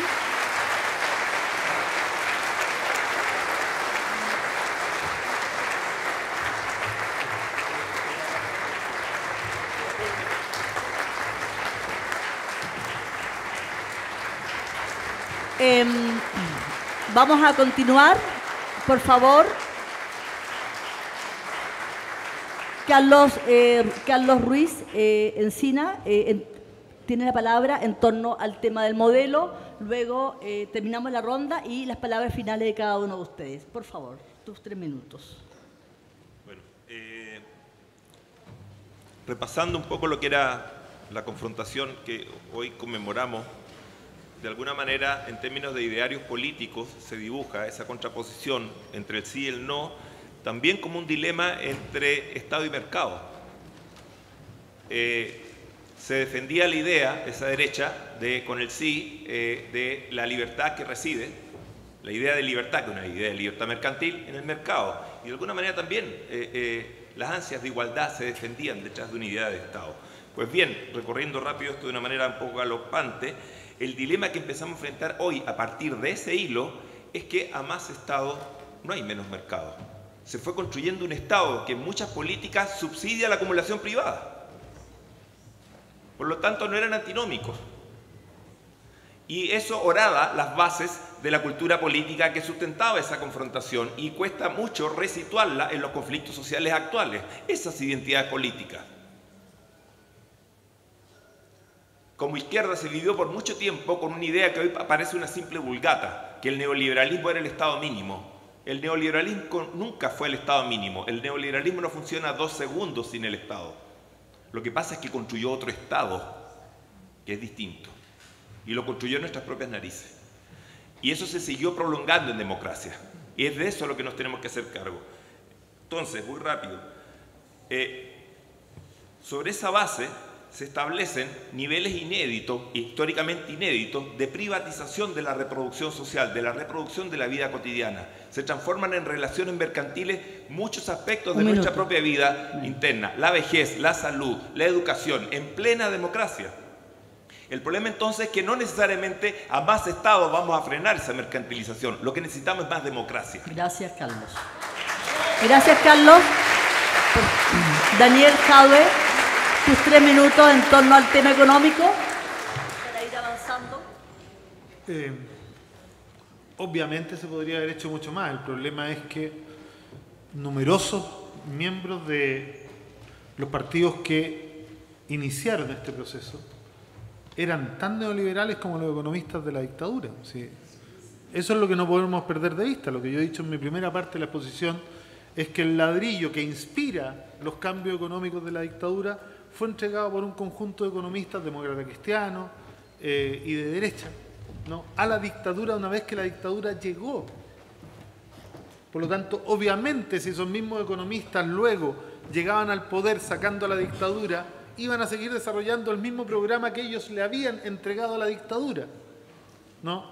Y yo les quiero decir que hace pocas semanas tuve la oportunidad de visitar Suecia y que en Suecia las municipalidades construyen viviendas para pobres, viviendas para clase media, viviendas para ricos, y son viviendas municipales y las arriendan, y son ingresos municipales, y que tienen farmacias municipales, y que tienen ópticas municipales, y que tienen de todo, ¿no? Y que eso no es en países comunistas, es Suecia. Entonces la pregunta si se podían hacer más cambios o no, yo les quiero contar que a nosotros también en la municipalidad lo primero que nos dijeron cuando dijimos que iríamos a hacer la farmacia popular, nos dijeron, no, en este marco normativo no se puede, está prohibido. Y está. Entonces, yo creo que había una cantidad enorme de cambios que simplemente no se hicieron porque no se quisieron hacer. Gracias, Daniel. Carla, tu intervención. Luego de la intervención de Carla, una vuelta de despedida de cada uno de ustedes, relevando 2 o 3 aspectos, máximo 2 minutos, porque nos alcanzó el tiempo. Termina, Carla. Sí, a ver, a mí me parece que hemos tocado puntos bastante relevantes, que es ver de qué manera la transición enfrentó un modelo que nos había heredado la dictadura, un modelo neoliberal, privatizando nuestros derechos, y la pregunta que en ese entonces tuvo la concertación y posteriormente la nueva mayoría fue ver, ¿nosotros mantenemos este modelo o lo profundizamos o simplemente lo erradicamos? Es en ese sentido en donde a mí me parece que durante la transición también se profundizó este modelo neoliberal, se ajustó a los términos de la institucionalidad en donde nuestros derechos fuesen el día de mañana mercado. Es cosa de revisar cómo está la educación en nuestro país, cómo esto también se lleva adelante mediante el mercado, más becas, más créditos, más endeudados. Entonces, ahí uno puede ver que existe una política también de la transición en mantener este sistema económico y principalmente diciendo a costa de tenemos que aumentar la economía de nuestro país. Esas fueron alternativas que en su momento tuvo la transición y también prefirió manteniendo este sistema.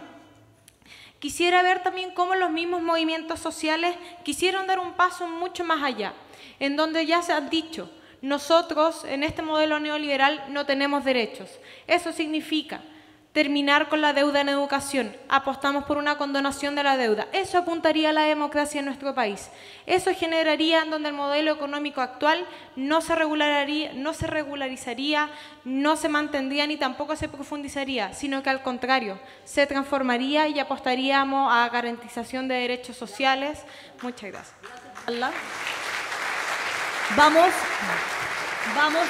Vamos con la ronda final. Ahora cada uno de ustedes tiene libertad para hablar del tema que quiera en relación, por supuesto, a este análisis, reflexión en torno a la transición. Máximo 2 minutos. Por favor, Carmen Frey, tienen la palabra.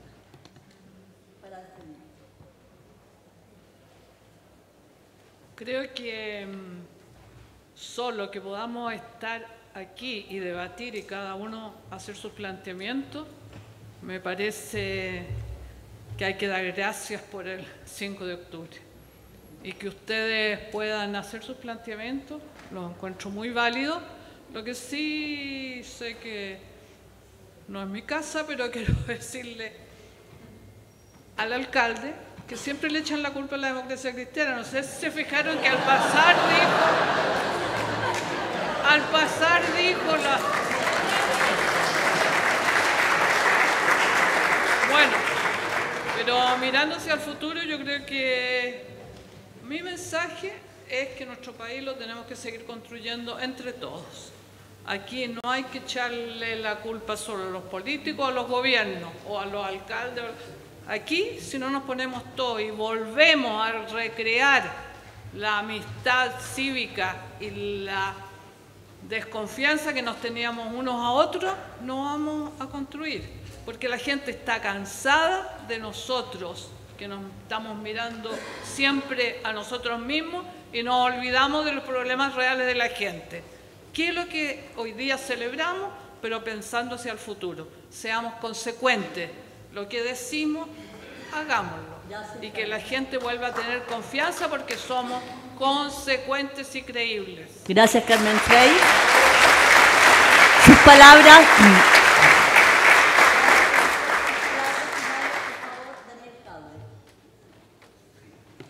Primero, Carmen, te quiero pedir disculpas. Yo tengo gran aprecio por ti y me llevo muy bien con la democracia cristiana en la base, más allá de que el presidente de la democracia hoy día no quiera tener nada con nosotros, pero es un problema de él, no del resto de las bases sociales. Lo segundo es que quiero cerrar el círculo volviendo a donde partí. La democracia es ese sistema en el cual se atribuye que la titularidad del poder radica en la ciudadanía. Yo creo que ese es el gran debate que hoy día debemos enfrentar. cómo incorporamos mayor elementos de la democracia directa en una democracia indirecta disfrazada de democracia representativa, ¿no? Y cómo somos capaces de superar el modelo de la dictadura, que más allá de todo lo que se ha avanzado dentro del modelo de la dictadura, vuelvo a decirlo, se ha avanzado mucho, pero dentro del marco del neoliberalismo como coto, ¿no? Y eso es lo que molesta y eso es lo que ha hecho que gran parte de la ciudadanía hoy día ni siquiera esté interesado en la política. Gracias. Gracias, alcalde. Carlos, palabras finales. Vamos a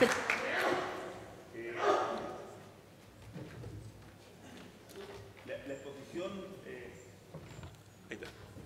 Ya. La expansión mercantil gigantesca que significa esta transformación neoliberal sobre la vida cotidiana, sobre las formas de reproducción de la propia vida humana, no se pudo hacer y no se ha podido sostener tampoco en plena democracia sin una constricción feroz de la política. Cosas que antes eran derechos, ahora pasan a ser espacios de expansión mercantil. La vejez, la salud, decía, la educación. Y eso implica que de alguna manera entonces la política queda constreñida e imposibilitada de intervenir sobre esas áreas.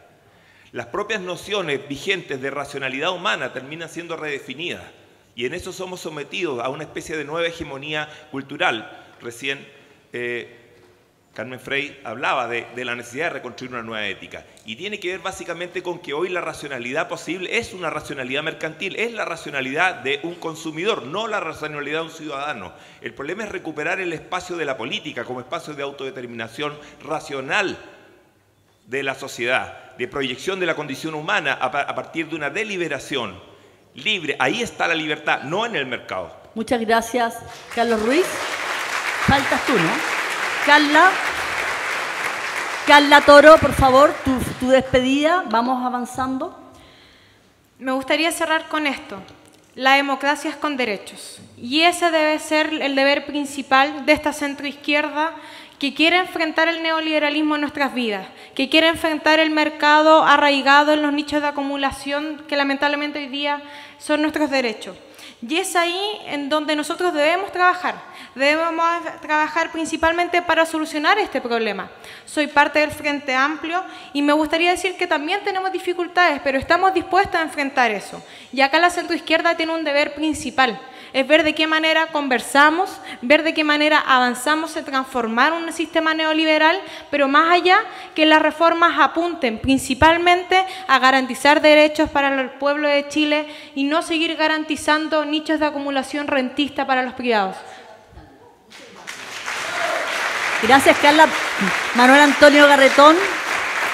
Vamos cerrando. Apaga, Carla. Manuel Antonio Garretón, por favor. Yo creo que el problema principal que enfrenta la sociedad chilena hoy día, uno lo podría resumir básicamente en dos aspectos. Uno, la ausencia de proyecto.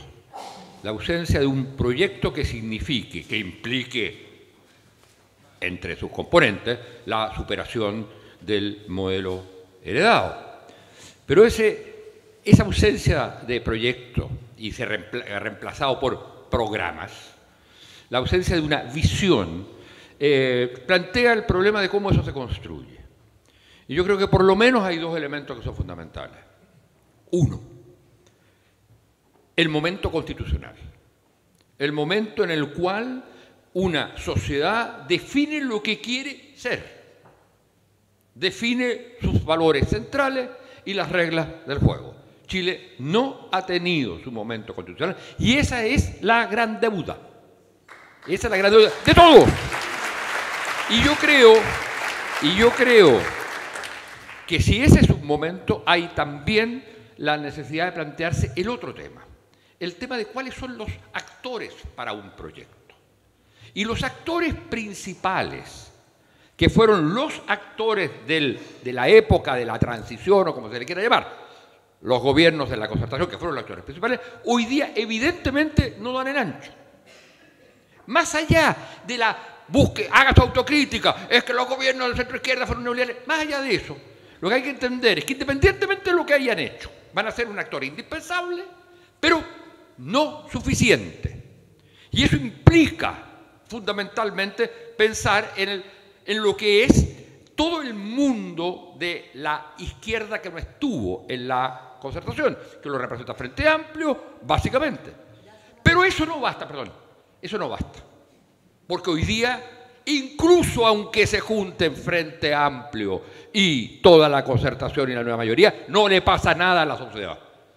Entonces está el problema de la reconstrucción de las relaciones con una ciudadanía que no quiere ser ciudadana, que está mucho más preocupado de sus intereses individuales y personales, del consumo o de sus deudas, que de la construcción de una polis. Hay que también hacer la crítica de la ciudadanía, tal como hacemos la crítica de la política. Muchas gracias. No. Gracias. Apaga. Gracias. Gracias, Manuel Antonio. Para cerrar esta ronda, y vamos cerrando, el rector Vivaldi, por favor, sus minutos para cerrar, además de este debate, porque luego vamos a un vino de honor. Sí, perfecto. Por favor, sí, muchas gracias. rector. Sí, gracias. A propósito de la pregunta anterior que no alcancé a contestar, ya, durante la dictadura nosotros evocábamos con una enorme valoración de lo que era el Chile previo a la dictadura y rechazábamos los cambios que la dictadura había introducido. Lo que viene después, independientemente de cuán queda, no queda, etcétera, a mí lo que realmente me duele no es tanto que no hayan habido cambios muy drásticos en forma rápida como se esperaba, sino que no hayamos conversado, no hayamos debatido. Eso es lo verdaderamente imperdonable. O sea, que hayamos asumido con naturalidad un modelo que, y ese es el otro gran punto, no sé cuán respetuoso fue del concepto mismo de democracia. Es una antiquísima pregunta. La democracia tiene que respetar a todas las variantes, a todas las versiones, a todas las ideas. Pero ¿cómo la democracia se defiende de aquellas de los totalitarismos que desde su interior pueden coparla? Una antiquísima pregunta. Una buena pregunta es, ¿el modelo que se impuso durante la dictadura es un totalitarismo o es una variante política? ¿Ya? Personalmente pienso que fue lo primero. Y es totalmente distinto, y sobre todo como rector de la Universidad de Chile, ¿ya? Yo tengo el más profundo respeto y hago lo que esté a mi alcance para promover el más amplio debate de la diversidad de ideas dentro de la universidad, desde luego. ¿Ya? O sea, el liberalismo, por ejemplo, en la medida en que proclama valores como la responsabilidad que los individuos deben asumir, ¿ya? La autonomía que deben tener, la libertad que podrían tener, me parecen ideas absolutamente, o sea, respetabilísimas, desde luego, y que caben en una universidad distinto a la forma dictatorial con que se manejó la sociedad desde la dictadura. Y termino con esto. ¿Ya? Lo que más echamos de menos es precisamente la forma como se destruye el concepto de lo público, repito. Ese es el esfuerzo más grande que se ha hecho. Incluso esta discusión tan banal, si todas las universidades somos públicas o no, lo que en el fondo nos están diciendo es: nosotros destruimos la educación pública y no queremos que nunca más vuelva a haber educación pública en Chile. Eso es lo que se dice cuando se quita esa palabra, cuando se le hace perder sentido una palabra que es definitoria, educación pública, e identitaria, educación pública. Y termino con que el 5 de octubre es una fecha en la cual miles de chilenos, sin conocernos, fuimos a las urnas después de habernos juntado muchas veces. Y termino, veo aquí a mi amigo Luis Valladares recordando esos tiempos en el INTA, y una escena inolvidable, porque también me dice mucho miedo lo que es la universidad. Usted recuerda, pues, bueno, ustedes no, desde luego muchos no pueden recordarlo, pero algunos de ustedes que estaban ahí, hubo una convocatoria muy linda. Aquí íbamos a cantar Gracias a la Vida en distintas partes, dentro de los esquemas de protesta propios. Y en el Instituto Enrición, donde yo estaba en ese momento, hicimos como siempre este acto y se cantó Gracias a la Vida y nos situamos en Ronda, ¿ya? Y estábamos en medio de la ronda y en ese momento en el INTA, al lado, estaban construyendo un edificio nuevo. Y comienzan un obrero de la construcción, cuando nosotros estamos cantando Gracias a la Vida, se descuelga, baja, se pasa al lado del INTA, cae de la pandereta al patio y se une a esta ronda que estábamos haciendo los académicos y estudiantes del INTA. Y ahí uno entiende precisamente lo que representa un acto como el plebiscito del 5 de octubre, en el cual gente que nunca nos conocimos descubrimos una afinidad y una voluntad de cambio que fue lo que llevó al triunfo en esa oportunidad. Esto en nombre de la universidad, muchas gracias.